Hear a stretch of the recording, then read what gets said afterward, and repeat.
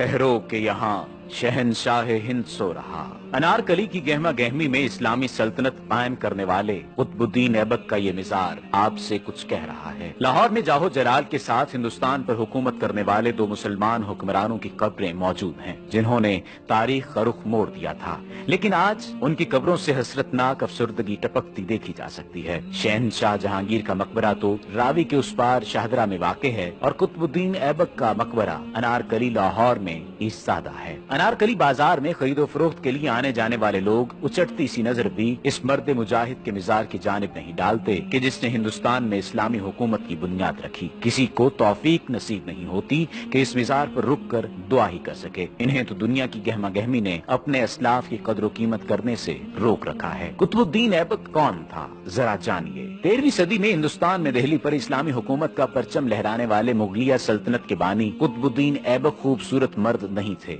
उनकी एक उंगली भी टूटी हुई थी। तुर्कमानिस्तान में मुर्दा फरोशों के हाथ लगने के बाद उन्हें गुलामों की तरह बेचा जाता रहा और फिर तकदीर उन पर यूं मेहरबान हुई कि गुलाम के तौर पर काजी फखरुद्दीन अब्दुल अजीज के पास पहुंचे तो उनसे सुल्तान शहाबुद्दीन गौरी ने कसीर माल के इवज खरीद लिया। हालांकि शक्ल और टूटी उंगली की वजह से कोई उनकी मामूली कीमत अदा करने का रवादार न था, लेकिन ये तो सुल्तान शहाबुद्दीन गौरी, जिनकी निगाह ने कुतुबुद्दीन के अंदर की खूबसूरती को भांप लिया और आने वाले सालों में कुतुबुद्दीन ऐबक शहाबुद्दीन गौरी के इंतहाई मोतमिद और वफादार बहादुर सिपाहसालार की हैसियत में काबिल ताजीम शख्सियत का दर्जा हासिल कर गए।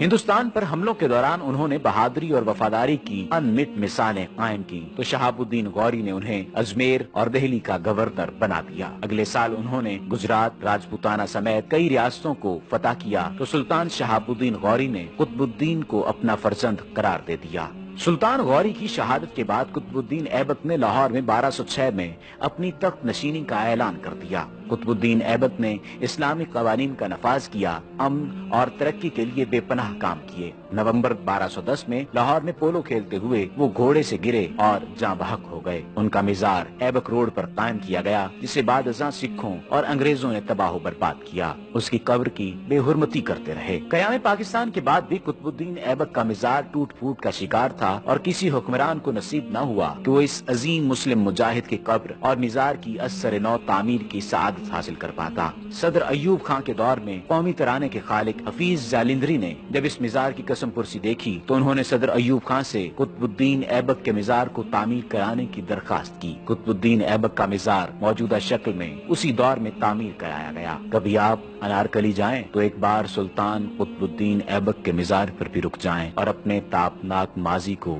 हसरत से जरूर देखें।